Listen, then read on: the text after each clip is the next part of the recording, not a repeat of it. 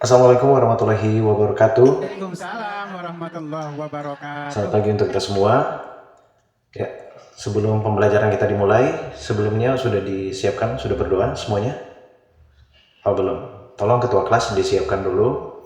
Berdoa menurut agama dan kepercayaan masing-masing. Jadi berdoa dimulai. Selesai? Ya. Mohon ketertibannya ya. Tidak ada yang main-main lagi.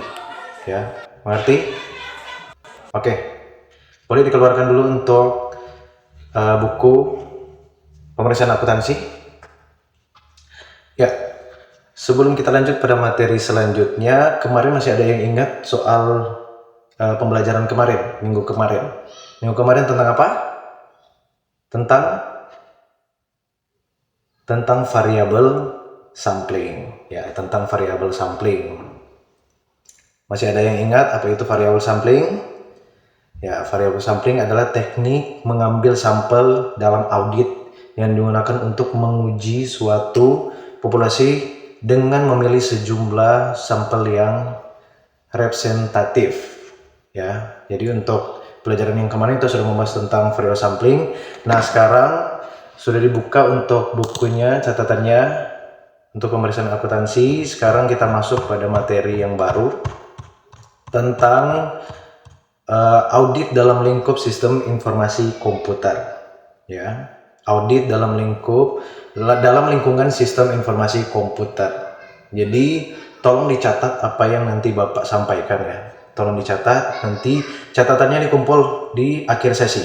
Yang tidak kumpul catatan tidak diperkenankan untuk keluar. Jadi harus ada catatannya karena Bapak akan paraf. Oke, untuk judul selanjutnya itu audit dalam lingkungan sistem informasi komputer. Ya, sebelumnya di sini ada yang sudah tahu apa itu audit? Ya, dari pertemuan pertama ya sudah dibahas tentang apa itu audit. Ada yang masih tahu apa itu audit? Boleh yang tahu boleh angkat tangan. Silakan. Yang tahu apa itu audit silakan. Nggak ada yang tahu? Atau semuanya sudah lupa apa itu audit? Apa itu audit? Semuanya sudah lupa, jadi saya akan ulangi sekali lagi. Dan ini akan masuk ke ujian kita nanti. Jadi audit adalah proses sistematis untuk mengumpulkan dan mengevaluasi bukti-bukti tentang informasi yang dapat diukur suatu entitas ekonomi untuk menentukan dan melaporkan tingkat kesesuaian informasi tersebut ya dengan kriteria yang sudah ditetapkan. Jadi audit ini adalah sistematis atau proses sistematis untuk mengumpulkan dan mengevaluasi bukti-bukti yang ada. Nah, tujuannya itu apa? Nah, tujuannya yang pertama untuk menyatakan pendapat. Jadi tujuan dari audit itu untuk menyatakan pendapat ya. Apakah opini atas kewajaran laporan keuangan tersebut benar atau salah. Jadi menyatakan pendapat. Nah, yang kedua tujuan dari audit itu adalah untuk mendeteksi dan mencegah kecurangan. Ya, jadi tujuan dari audit itu untuk mendeteksi dan mencegah kecurangan yang terjadi. Jadi kalau kita lihat di luar sana di TV ya, kalau ada yang tertangkap karena korupsi, koruptor dan lain sebagainya itu karena mereka melihat catatan dari tersebut ya, sudah terdeteksi. Oh, ternyata ada yang kurang dari catatan keuangan ini, ada yang kurang. Jadi semuanya terdeteksi di situ. Jadi bisa ketahuan aktivitas yang sah atau tidak sah atau terjadi penipuan di dalamnya. Nah, yang ketiga itu tujuan dari audit sendiri adalah mengevaluasi. Jadi mengevaluasi atau mengontrol apakah kontrol atau prosedur itu berfungsi lagi dengan baik atau tidak. Jadi itu adalah pengertian dari audit dan juga tujuan dari audit. Tolong dicatat lagi, kalau sudah lupa mungkin tidak ada catatan ya, karena ini akan masuk dalam ujian di minggu selanjutnya ya. Nah, selanjutnya yaitu pengertian sistem informasi komputer ya, pengertian sistem informasi komputer. Nah, ada yang tahu juga tentang sistem informasi komputer? karena sudah masuk ke era sekarang, jadi nggak mungkin nggak ada yang tahu tentang komputer ya. Jadi pasti semuanya sudah tahu tentang sistem informasi komputer, nah, manfaatnya apa, kegunaannya buat apa, semuanya pasti kita sudah tahu ya. Jadi untuk sistem informasi komputer ini adalah sistem yang mengumpulkan, menyimpan dan memproses data menggunakan teknologi komputer. Ya, itu adalah pengertian dari sistem informasi komputer. Nah, hubungannya dengan audit adalah ini sangat berhubungan karena bisa kita lihat bahwa sistem informasi komputer ini untuk mengumpulkan, menyimpan dan memproses data. Sedangkan audit itu sendiri adalah suatu akuntansi untuk laporan keuangan yang nantinya ketika digabungkan dengan sistem informasi komputer itu sangat-sangat bagus karena dia bisa menyimpan data-data akuntansi, laporan keuangan, dapat memproses lewat teknologi komputer tersebut. Jadi itu adalah sistem informasi komputer. Oke, tolong dicatat lagi. Tolong dicatat untuk audit dalam lingkungan sistem informasi komputer. Jadi di sini Bapak akan bagi dalam 3 poin penting ya. 3 poin penting. Di situ yang pertama adalah perkembangan pemanfaatan komputer dalam bisnis. Yang kedua itu ada perbedaan akuntansi manual dengan sistem informasi komputer, dan yang terakhir itu ada dampak teknologi informasi terhadap pekerjaan, tipe pekerja, organisasi dan cara pengelolaan organisasi. Nah, tolong dicatat ya untuk materi ini karena di akhir sesi nanti Bapak akan adakan tanya jawab ya. Tanya jawab buat siswa-siswi yang mau bertanya. Oke. Sekarang kita masuk pada poin yang pertama, yaitu perkembangan pemanfaatan komputer dalam bisnis ya. Jadi pada awal perkembangan komputer ini digunakan untuk kegiatan yang sangat-sangat sederhana ya, seperti perhitungan sistematis, dasar dan penyimpanan data dalam jumlah yang sangat kecil. Nah, dalam perkembangan pemanfaatan komputer dalam bisnis ini, jadi ada beberapa era-era penting ya.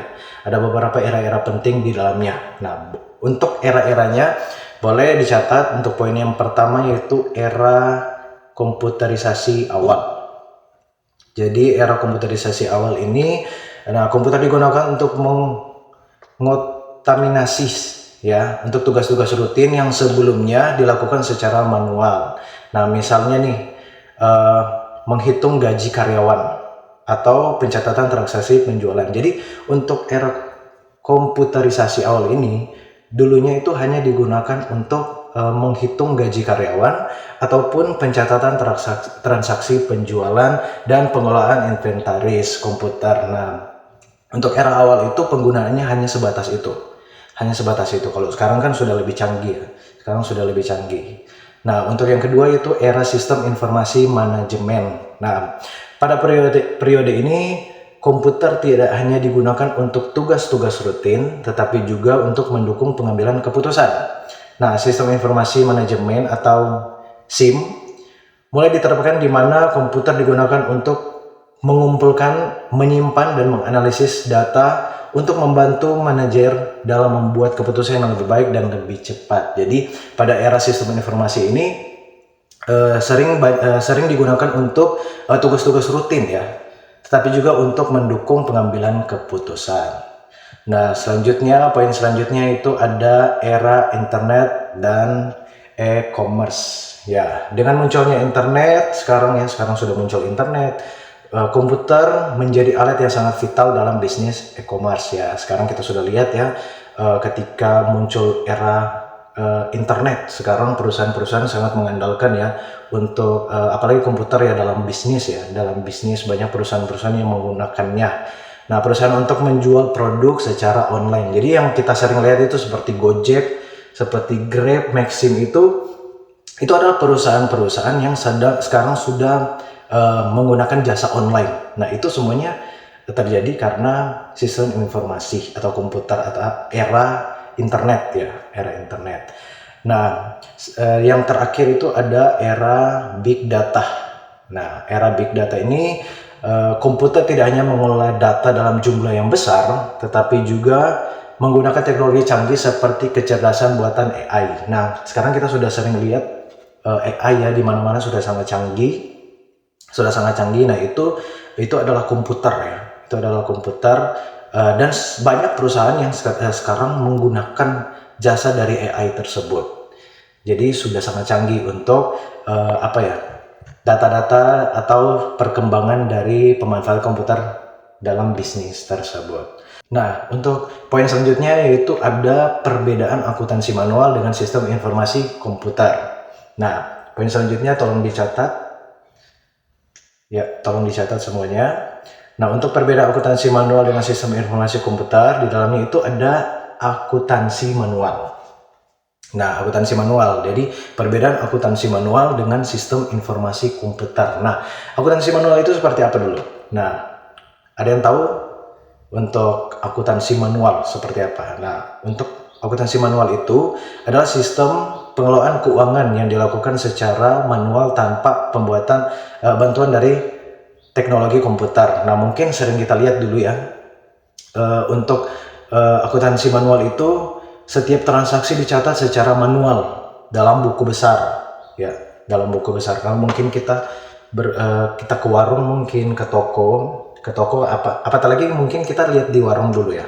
Di warung ada yang namanya buku. Mereka ada pencatatan yang di buku besar ya, untuk catatan pengeluarannya, pemasukannya, mungkin untuk harga barang-barang yang mereka jual situ dicatat semuanya dalam buku tersebut. Nah, untuk perusahaan dulunya juga menggunakan buku besar. Jadi kita sudah bahas juga kemarin ya di pertemuan awal, kita sudah bahas juga tentang buku besar ya. Jadi buku besar di situ mencatat semua pendapatan, pengeluaran, kas dan lain sebagainya itu dicatat ya dalam buku besar tersebut.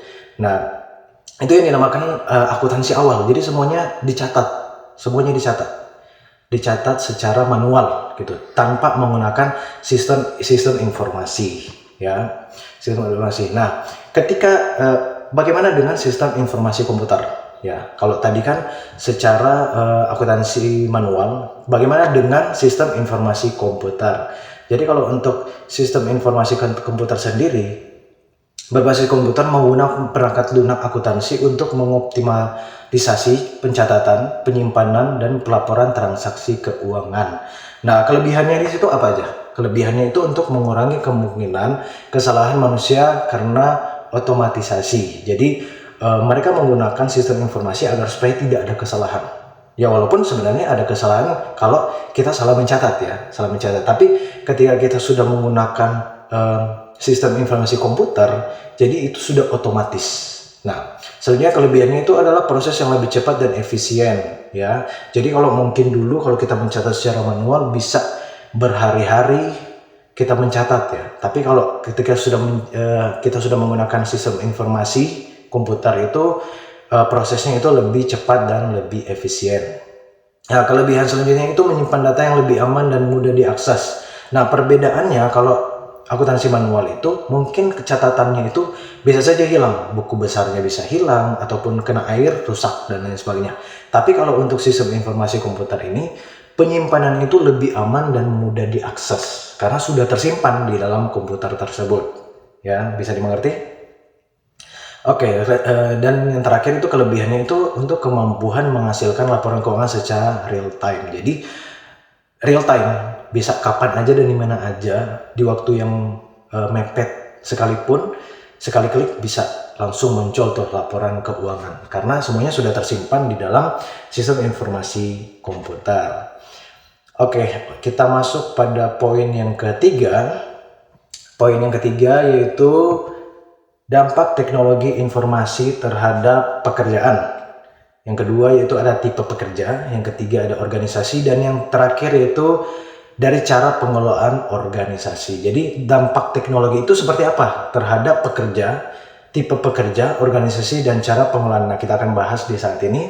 Tolong untuk dicatat lagi ya. Dan ini akan masuk juga di ujian minggu depan. Ya, untuk yang pertama itu untuk dampaknya, dampak terhadap pekerja. Nah, dampak terhadap pekerja itu teknologi informasi mengubah cara kerja banyak profesi. Jadi dampak dari teknologi informasi ini mengubah cara kerja banyak profesi. Nah, seperti halnya itu tugas-tugas yang sebelumnya memerlukan waktu yang lama kini dapat diselesaikan dengan hitungan detik seperti yang sudah saya jelaskan tadi. Ketika kita sudah menggunakan teknologi informasi, tugas-tugas yang sebelumnya dapat kita kerjakan berhari-hari atau menggunakan waktu yang sangat lama, namun ketika itu sudah menggunakan teknologi informasi dapat diselesaikan dalam hitungan detik saja. Nah, contohnya nih, akuntan kini bisa menggunakan perangkat lunak akuntansi untuk menyusun laporan keuangan yang sebelumnya mungkin memerlukan waktu berhari-hari. Nah, seperti yang sudah saya jelaskan tadi, ada yang mencatat semuanya di laporan keuangan secara manual.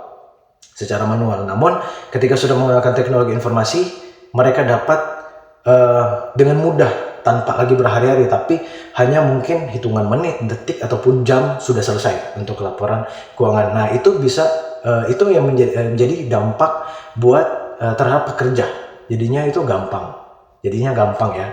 Nah, dampaknya itu lebih ke positif semua karena lebih mempermudah bagi pekerja. Nah, kalau untuk dampak yang kedua itu dampak terhadap tipe pekerja.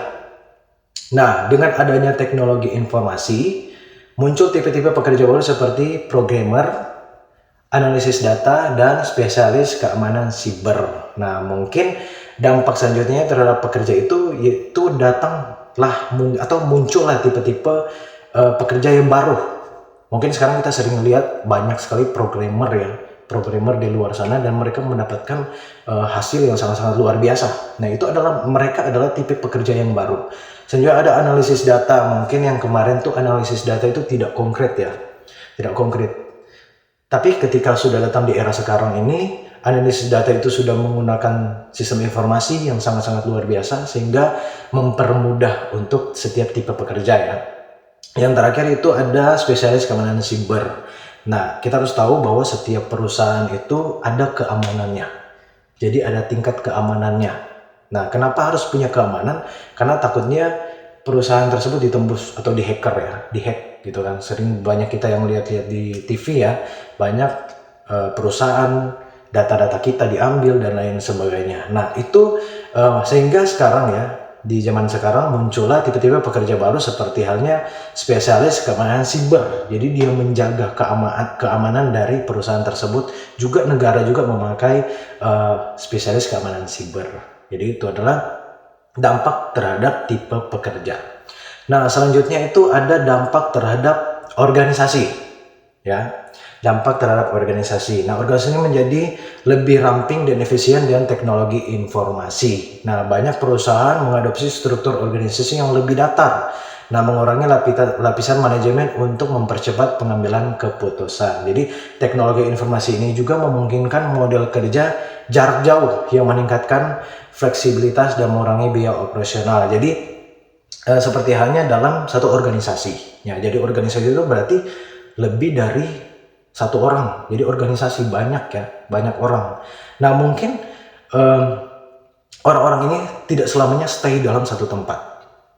Nah, ketika ada kemajuan dalam teknologi informasi, jadi itu dapat mengurangi biaya operasional. Mungkin mereka akan melaksanakan Zoom, atau mungkin mereka mau melaksanakan itu kayak pengambilan data-data tertentu yang tidak seharusnya kita bertemu. Tapi kita sekarang sudah bisa menggunakan teknologi informasi, ya. Jadi itu mempermudah bagi setiap individu yang ada di organisasi tersebut untuk saling berhubungan satu dengan yang lain. Jadi itu dampak terhadap organisasi. Jadi mempermudah dan mengurangi biaya operasional dari organisasi tersebut.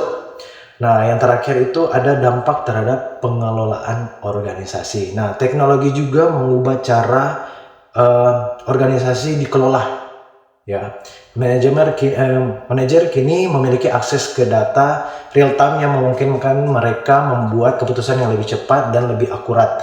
Nah, selain itu, teknologi informasi mendukung manajemen proyek yang lebih efektif melalui alat seperti perangkat lunak manajemen proyek. Nah, jadi ini dampak terhadap cara pengelolaan organisasi. Jadi manajer itu lebih mudah untuk mengakses data real time yang memungkinkan mereka membuat keputusan yang lebih cepat dan akurat. Jadi nggak harus manajemen itu mengumpulkan setiap karyawan-karyawan yang ada agar supaya melihat nih data-data yang ada, tidak. Tapi sekarang itu mempermudah manajer untuk mengambil keputusan yang lebih akurat. Ya, mengambil keputusan yang lebih akurat dengan adanya sistem informasi ini. Oke, itulah ketiga poin besar yang sudah Bapak bahas saat ini tentang audit dalam lingkungan sistem informasi komputer.